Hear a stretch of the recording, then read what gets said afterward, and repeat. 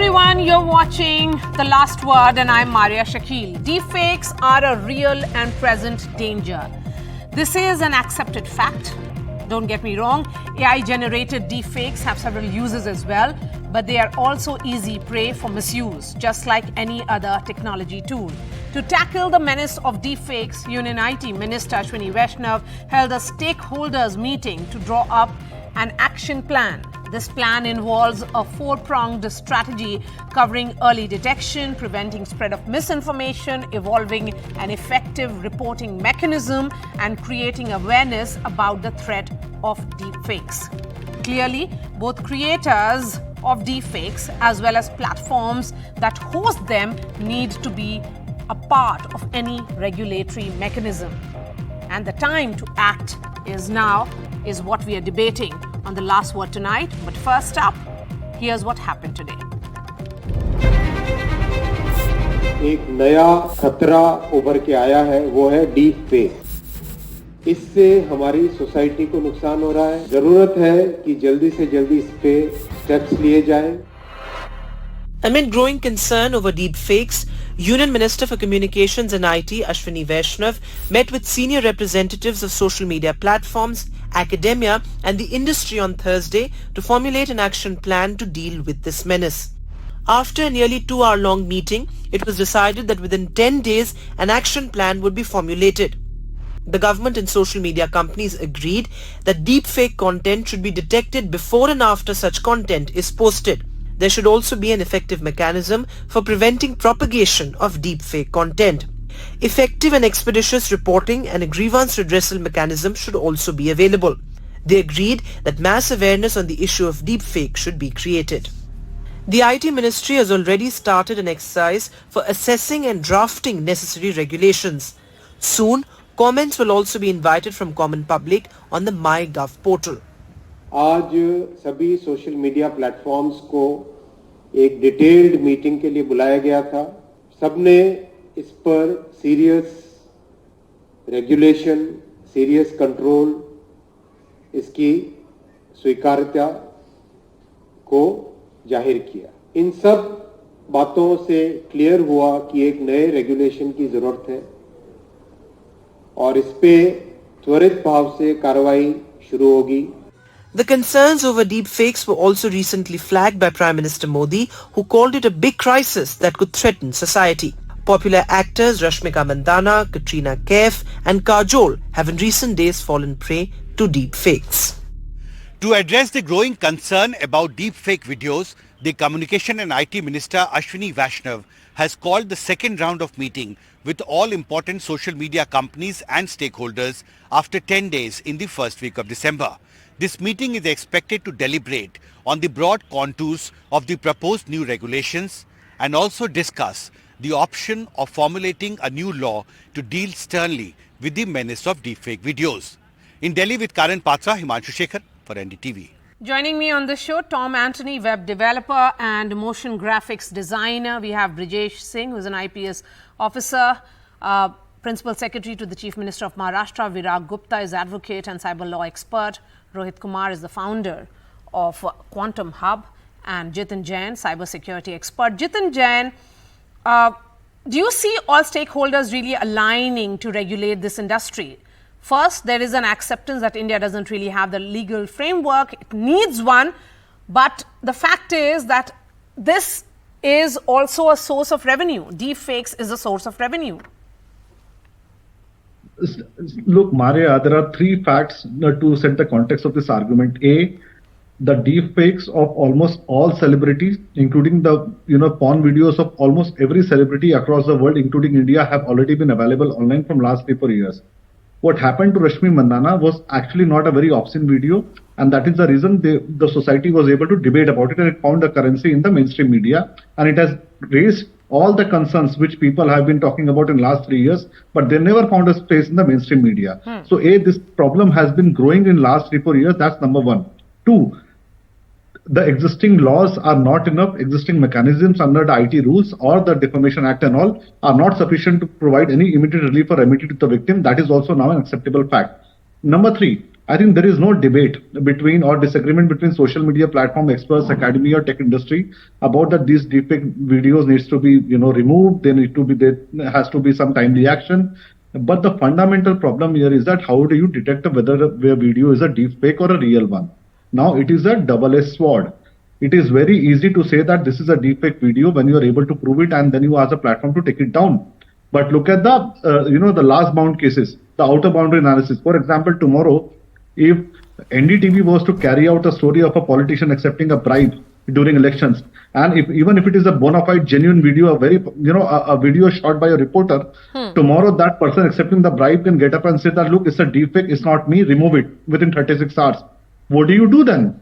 So who decides whether a video is a deepfake or a real one? Right now, all the technology companies, including Meta, Facebook, or Google, and others, or Apple, does not have a technology to detect a deepfake with 100% accuracy or even 95% accuracy in real time. Because we partnered with Google 4 years back, detecting a similar deepfake videos using their technology. But what these companies are essentially doing right now is sort of creating a library of existing deepfake videos to spread awareness among users. That does not solve the problem. Yes. So I think there are only two solutions to it. A, of course, you need laws, but you have to find a mechanism. How do you detect deepfakes and how do you then enforce these laws? Yes. Because the criminals who are going to run propaganda and use deepfake for creating religious riots or instability in the country will not follow the law. So how do you then create a deterrence is the question. Yes. So Brijesh Singh, the point here is that though there is this emphasis on labeling and watermarking so that there is a clear demarcation on videos which are deepfake, but the regulatory mechanism is not enough. And as Jitin was pointing out, most of these platforms may not really agree to come on board with what is being done. And of course, in India, this menace may be being debated in public sphere a little much only after the Rashmika Mandanna episode, but this has been a live threat all over the world, and it's been there for several years now. Yeah, any person, any celebrity, let's say Ranveer Singh, has a right to his face, his likeness, his body, and it cannot be violated by anybody else. Now, regarding deepfakes, all the platforms have a bounden responsibility under the IT rules, and they have to practice due diligence and understand that technologically it's very, very difficult to detect them in real time. But the context tells it all. As soon as these videos are up, there is somebody who would complain. And that is why the Indian IT rules have established a 3-tier structure, wherein it's a light touch regulation. There is a grievance officer. The grievance officer has the responsibility. Once somebody complains, they have to find out immediately, understand what it is about, and take immediate action of blocking or bringing it down. I understand that creating deepfakes is very easy, and there are no technological benchmarks which actually allow you to forensically examine whether it is exactly a deepfake or not. But the context would tell you, somebody who would complain would tell you, and there would be enough common sense available to the grievance officer to take appropriate action. Even for law enforcement, I think there is enough material available generally to understand whether it is a deepfake or not and take appropriate action. Marya? Okay. Then Virag Gupta, an effective reporting mechanism is being emphasized upon, but different companies have different ways of doing this. Can there be a common code of sorts that's compulsory for every platform? Mr. Brijesh Singh was just speaking about the grievance redressal, this mechanism. And this mechanism was first established by Delhi High Court order in 2014 in Ken Govindachar matter. Now, when the government says that we are meeting with the social media companies, so 4 big questions are there regarding that grievance redressal mechanism. Number 1, with whom government is meeting? Because these companies are having their Indian entity, which is a subsidiary company, and they are claiming themselves to be the marketing company. And the parent company is in USA. So whenever law enforcement agencies, police or government or the court have anything to say, then they are saying that please speak to our US counterpart. So if Indian companies, subsidiaries are only marketing, then why they are meeting with the government, and why not the government calling the parent company? That is the first question. Second question is, what is the time limit? Whether it is 24 hours, 36 hours, 1 month or 72 hours, because ultimately it has to be addressed clearly in the rules itself And for that limit also, they are asking for the police FIR or the court order, and whether in India can one get a court order within 24 hours, that is the second question. Third question is, these companies are using artificial intelligence for removing so many objectionable content, which is clear from their monthly report, which is being given as per the IT rules. So why they are not using AI to remove the deepfake content? And fourthly, when Jitin Jain was telling that suppose NDTV done some operation and somebody complains, and on the basis of that, so I don't think that deepfake content is being circulated through some authentic channels or the accounts. It is always circulated through the anonymous these accounts. And 30% or 33% accounts are there of these companies. Some bogus accounts are there. So some official person is saying, so if that content is to be removed. So you are essentially saying, Virat Gupta, that government may not be interacting with the right set of people. And even if they interact with the India-based parts or India subsidiaries of these big, platforms like Meta and others, that won't really yield results as desired. Jitan, I'm going to come to you because there are two others who haven't really made their opening comments. We have to take their comments as well. Rohit, this point, particularly to do with who are you really interacting with? Because self-regulation is an option. But we also know the limitations of self-regulation. Then what really can be done? As per the IT rules, which are there in the domain till now, it is about punishment of a few years and also fine. But is that sufficient? Yeah, and Marya, I just wanted to very quickly build on it. I, as a policy firm that works with a lot of tech companies and other players in the ecosystem, including the government, it's not that I think platforms are not on board. I think platforms also recognize that it is important to keep platforms safe. That is the only way users will actually use it. But I think there are real issues in detection, as Jitin spoke about, and also issues in takedown. And to the point that Brigesh mentioned, which is that why don't companies take down content on their own? See, all uses of AI and all use of artificial intelligence to create synthetic content may not necessarily be bad. So even if the platform is able to identify that something is AI generated, if it starts taking down content on its own, it can actually also censor free speech in a variety of ways. And AI also has positive uses. So I think the first this thing isn't free speech. So let's be clear, deepfake isn't free speech. It doesn't really qualify as one. No, what I meant is that when you're using, let's say you can edit an video using deepfake to sort of use it for educational purposes also without I'm not talking about sort of morphing images, etc. But I'm saying that if some AI product has been used, an AI tool has been used to edit an image or a video, and it is labeled as such, the platform is not in a capacity to take it down itself until it is proven that it is harmful or it is affecting somebody else's rights, for which there are provisions in the IT Act. However, the problems are by the time a complaint is raised and the product and the video, etc., is taken down, often it has already spread. And that is why I think the minister also mentioned in his speech today that they are probably going to consider if the timeline for taking down videos and problematic content has to be reduced. But I think there are real limitations in how that can be done, etc. Okay. Tom, we'll be also putting out the deepfake that you created yourself. From creating a deepfake that went viral to creating awareness about its dangers, what really changed for you? Well, I made that video for my YouTube channel, but it went super viral. I didn't think this many people will watch that video, but I got to know how social media works, how influence work.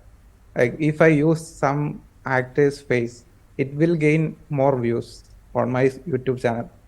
If I want to get just views, I can use someone else's face for my videos and it will get more views. These things I got to know, and how social media is promoting this. People are using filters on their face. These deepfakes are just a part of it. AI is already in use. Every filter on your smartphone, like Instagram, Snapchat filter, it's basically the same technology we are using it. How do we dictate all these things? If we are going to dictate deepfakes on social media platforms, we will be having false. There is a lot of content out there. I don't know how these people are going to detect these. But one thing we can do is tell people this exists. Deepfakes are there. Everyone needs to know that you cannot believe anything you see on the internet. Even if it's video, photo, audio, everything can be fake. Nothing is, you cannot believe anything on social media. Maybe we have to go back to cable TV. I don't know. So many things. I thought about this a lot. In a couple of days' time, I found out how dangerous this is. Yeah. So you are saying that we'll have to go back to the cable TV era. Yeah, that's that's better. Tom, you know, besides creating a deepfake content, you realized that it was problematic, and thereafter you started speaking against it. Yes, because I found like I had this social responsibility thing, right? I know all these things. I should tell people all these things. That was in my head. I wanted to let people know how dangerous is this. And all the comments and messages I got on the Instagram page, everything was all positive. I didn't see much awareness in people. Like almost 70% of people didn't care. And some people were entertained by this. Okay. I didn't like it actually. Okay. I didn't like this much attention on this. Okay. Yeah. Okay. Jitin Jain, coming to you, since you wanted to intervene. We have been discussing about whether what is being done is enough. Because creators' point of view, there is this fine line between regulation and freedom of expression.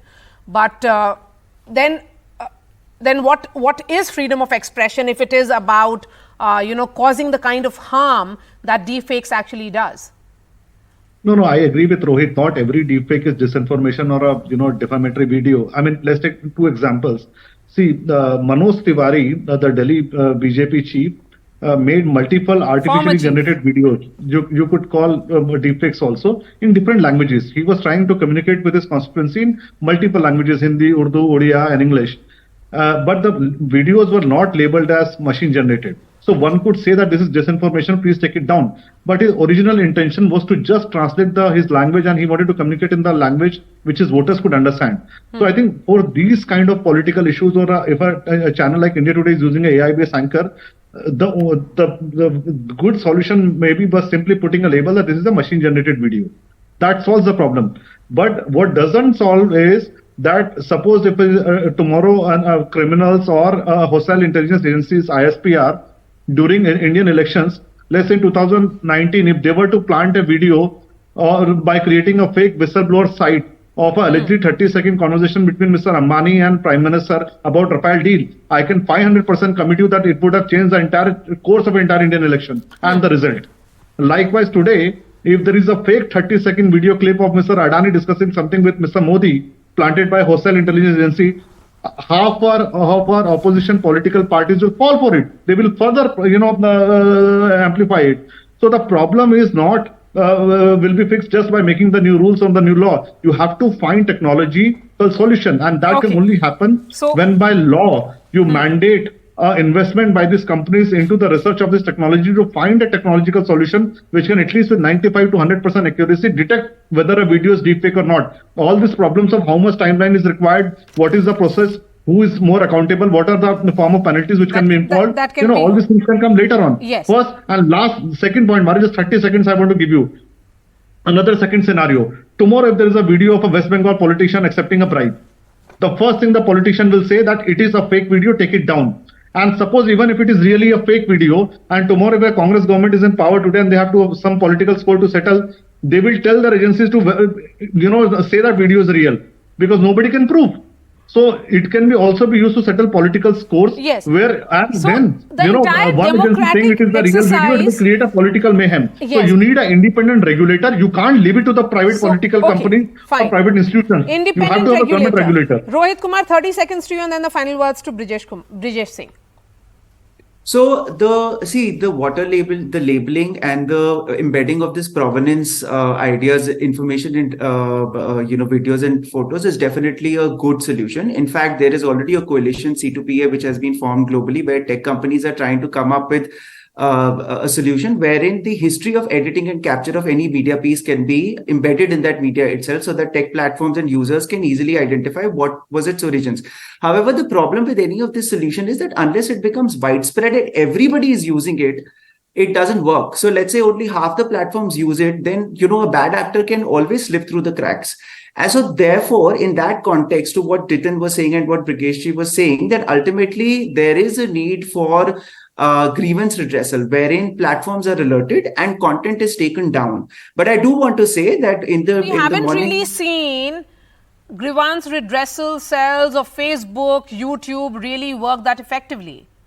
So actually, one of the problems there is the volume of content, right? As this proliferates, the number of requests you will get. And right now, what the minister also said is the period is 24 hours in certain cases when you have to take down content. They're saying, I am also even thinking of squeezing it further. But the problem is if you have a large amount of requests, then a lot of these things are likely to slip through. So we had done some research last year where we said that you need to see where are you starting to get more complaints and what is starting to go more viral. Okay. And depending on that, the industry could come up with something called virality thresholds, where they say that things that are starting to get complained about are going viral. First, you slow them down and then you review them on priority so that you take them down in time. And therefore, the volume becomes more manageable. Okay. I think some platforms have already started doing this, but this is a solution that really needs to be experimented with. Brijesh Singh, quickly, 30 seconds. Yeah, technology is a very fast-moving cloud front. So, any technological countermeasure would also be defeated very easily. However, the basic responsibility of the platform lies in duty to care. The platforms have a duty to care towards people. And hence, it is the responsibility of the platforms to understand this. Even if they develop some technology, then share it across all platforms. It's common public good. So it cannot be thought of as a proprietary thing. It should be shared across all platforms, and a robust mechanism of addressing the grievance and redressal of them should be created. Marya? Okay, Tom, what's one message to youngsters about the dangers of deepfakes that you'll give? Just be aware of this. That's it. We can't do anything about this. Maybe the government can bring out new laws and regulations on top of this, but right now, just be aware. The next election is just around the corner. Things will get weird. More and more fake videos and news will come out. People might use it in different ways, pornographics, and this is nothing. All the videos you saw till this point is nothing. You anticipate something perhaps changing the course of elections as was being highlighted by Jitin, and that will certainly be detrimental. Thank you so much, Tom, Brijesh Singh, Virag Gupta, Rohit Kumar, Jitin Jain. Of course, now the focus shifts to December when the meeting will be taking place, when the final regulatory mechanism will be put in place. That's all from me. Thanks so much.